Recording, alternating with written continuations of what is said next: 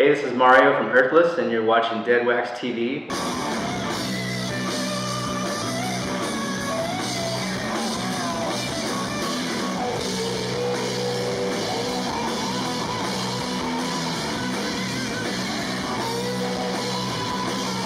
Hello, rock and roll children, and welcome to Dead Wax TV. I'm Angela, and I'm joined by the marvelous Mario from Earthless. And we're here just before they're about to play Islington Assembly Hall and inevitably blow the roof off this place. So it's been quite a while since you guys played an actual headline show. So where have you been? 3 years. And most importantly, have you missed us? Yeah, definitely. I think we've only been to Europe for one show in the last 3 years, and that was a festival thing. But yeah, it's been 3 years since we've been to London, so yeah. Time flies. But yeah, we love coming over here and playing, and we're happy to be back and have a new record finally. So. Is it your favorite place to play in the UK? Or definitely. Where is the favorite? Yeah. How do you think it differentiates in London to Manchester? Or do you think there's much of a difference or not really? I mean, there's just obviously the size and the crowds, the venues and stuff we play, but the energy is pretty similar. So our crowds have always been very enthusiastic at the shows here. So. Well, it's great to have you back, finally. Thank you. So my dear friend Lando wants to know how many pairs of underwear you guys went through dropping this monstrous masterpiece of a record. And I know it's obviously quite different to your past discography, which we'll touch on later, but how late was it to make this record, or how different was it in comparison to the other ones?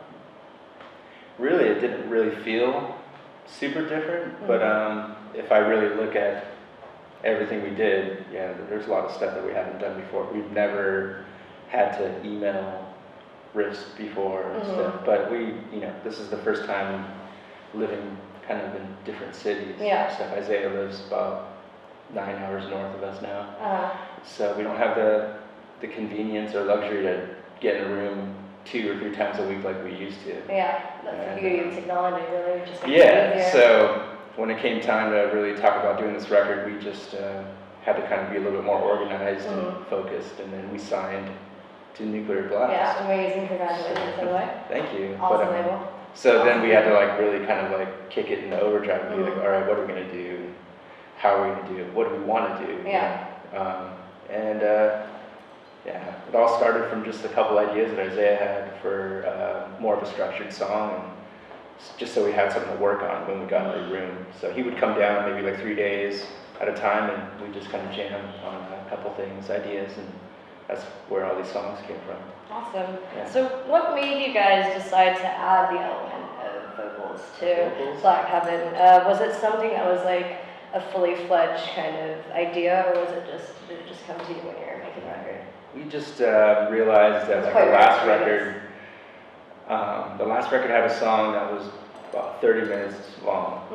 So we just kind of saw that and was like, I don't think we're going to touch that again. And even if we wanted to, we don't have the time to really build that kind of a piece. And so we just kind of thought well, we've done that, and we've kind of done that for the last 3 records.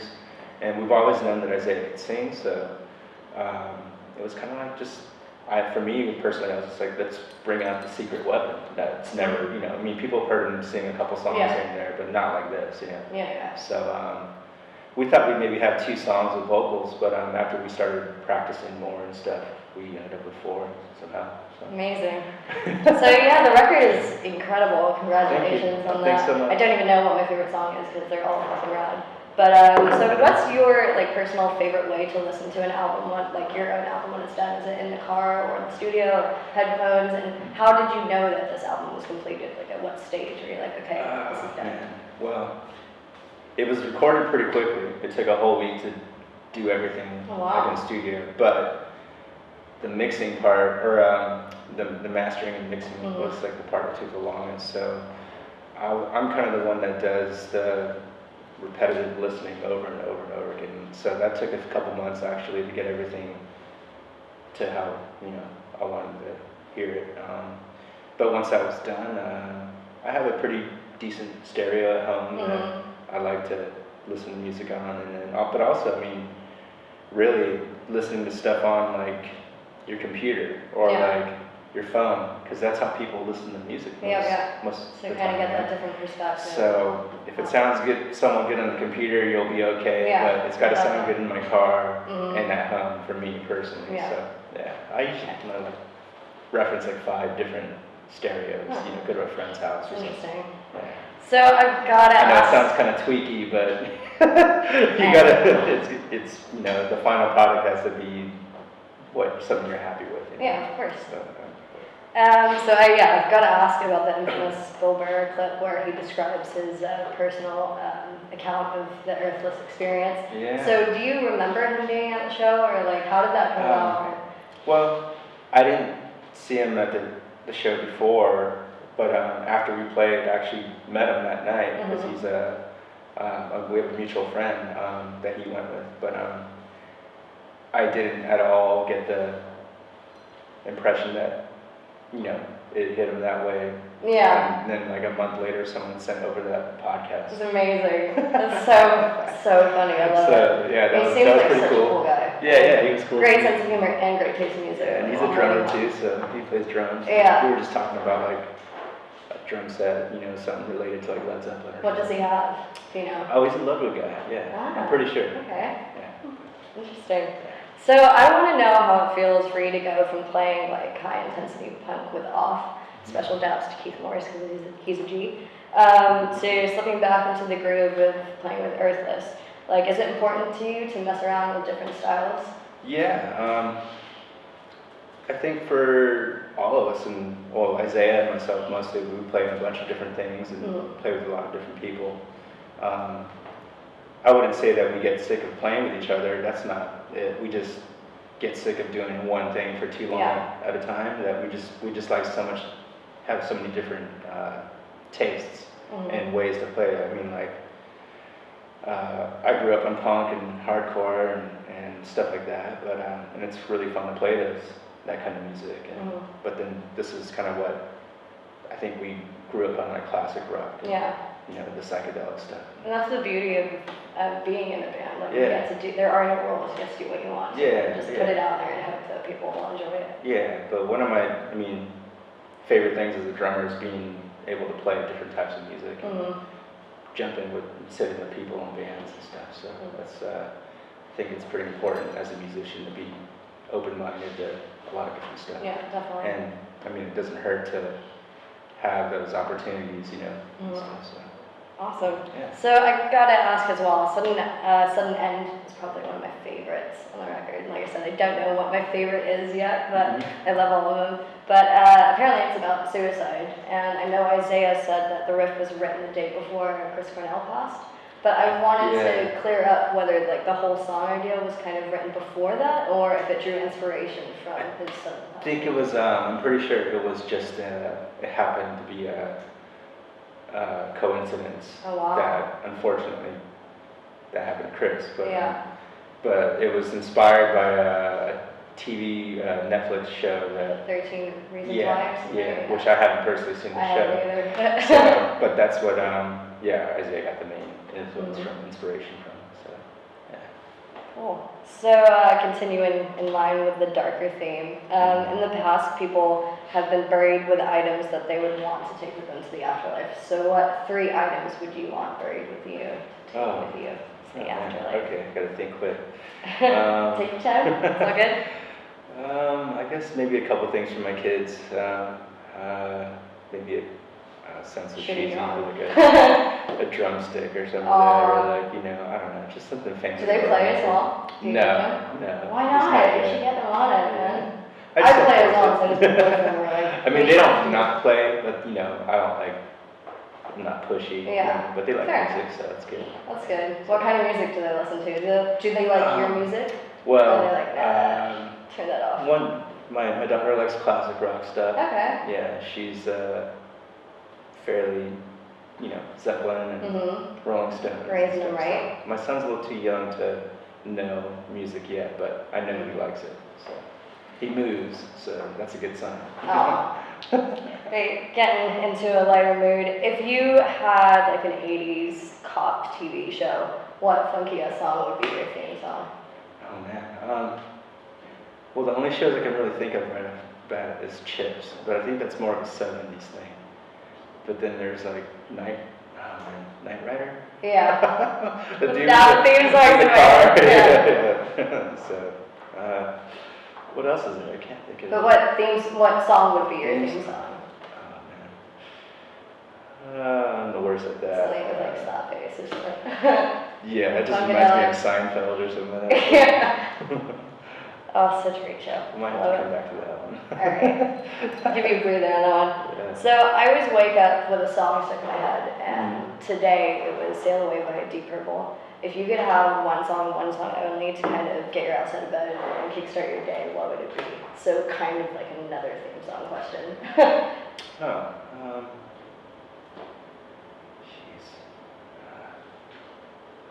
Theme songs to kickstart your day. Yeah. Well. Get you out of bed, wake you up.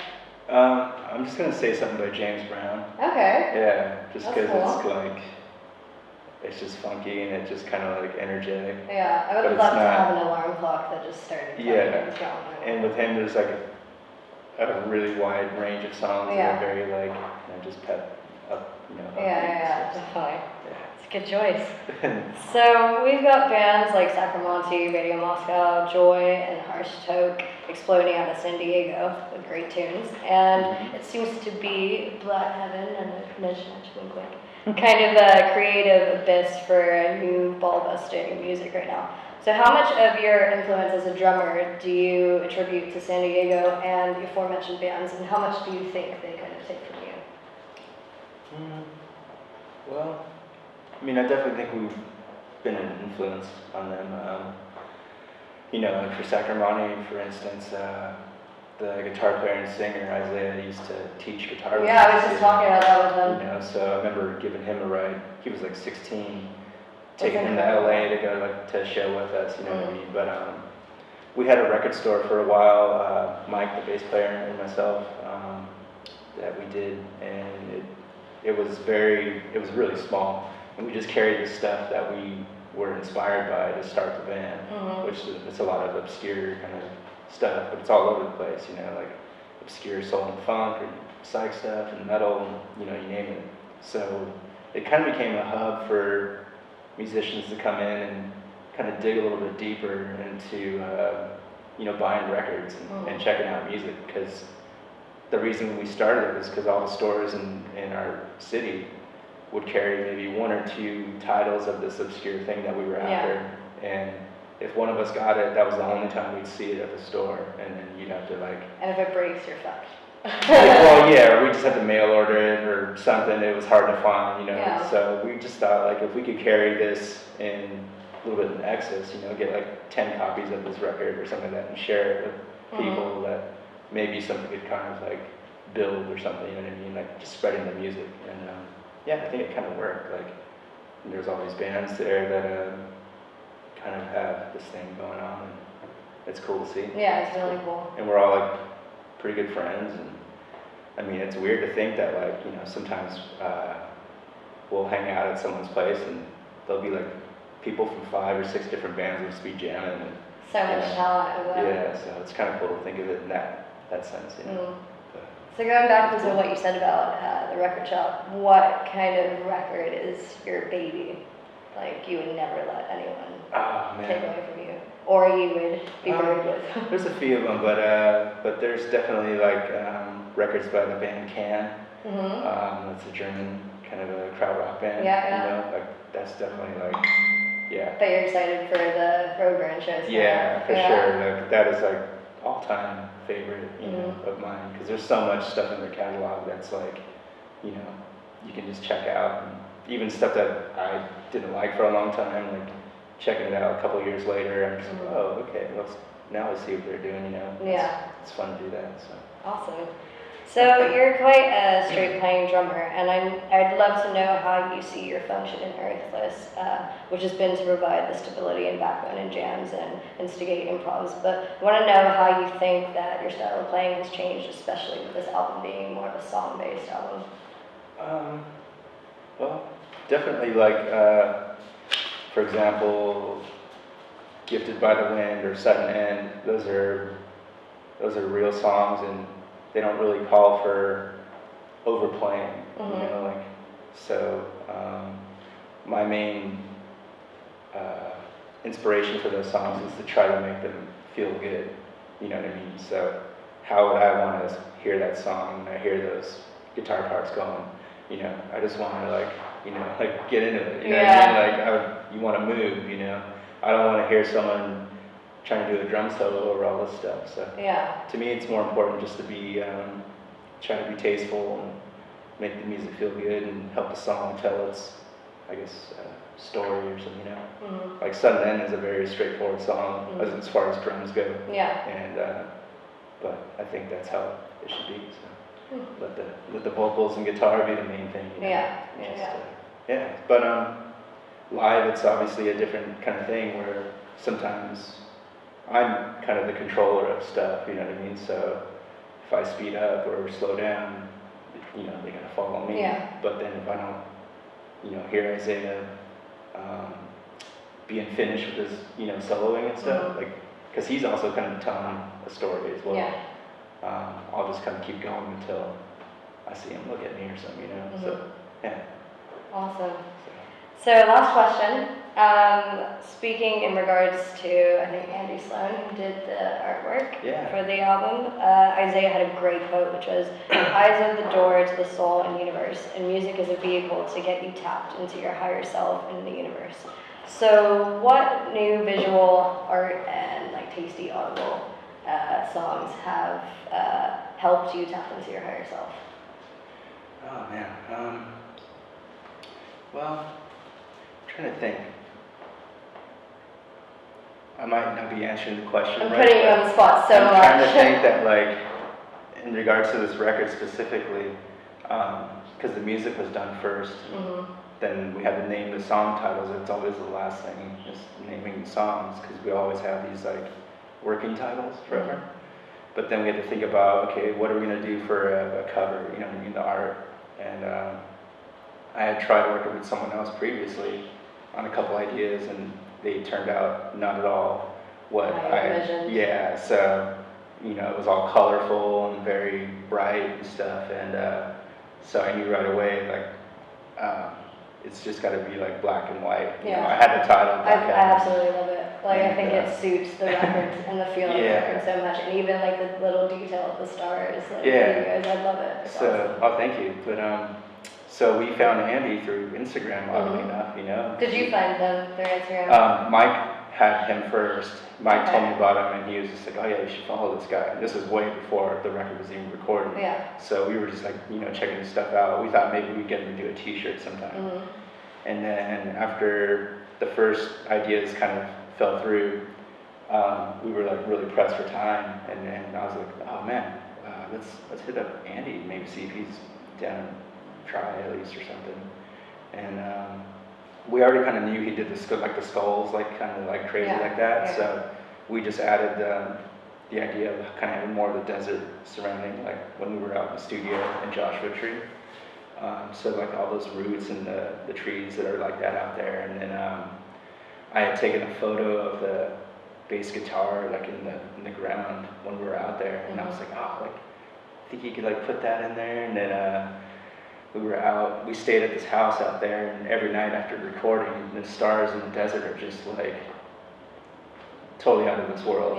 So you see the constellations and stuff, and I think it was on mushrooms that night, and I just kind of was looking up, and I just, like, oh, it'd be cool to, like, have the band, you know, like us, constellations. Did that, one more question, did that atmosphere kind of feed into the album? Because my friend also said that the atmosphere out there is amazing, but it's kind of closed off, I think.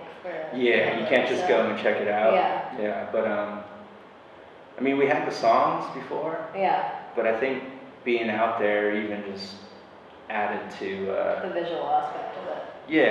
And just the feel of the songs too. We just thought it was, I don't know, it just seemed to work right, you know. And I've known Dave, the guy that produced the record, for a little while. But just the vibe of that spot was really cool. You know, it was cool. It was just really chilled. We're just very mellow people. It was just a house, like a normal house. You know, the living room had you know, here's the couch and the coffee table, but then over there is like where you do all the recording and stuff. And That's really cool. like his bedroom just had Yeah. a bunch of amps everywhere and stuff. Awesome. It was really That's cool. Sweet. It was good gear though, so yeah, so it sounded good. So Well, thank you so much, and congrats again on the album. It's amazing. So Thanks you guys so should check it out if you haven't already heard it. It's called Black Heaven. Cheers. yeah. Thank you. Cheers.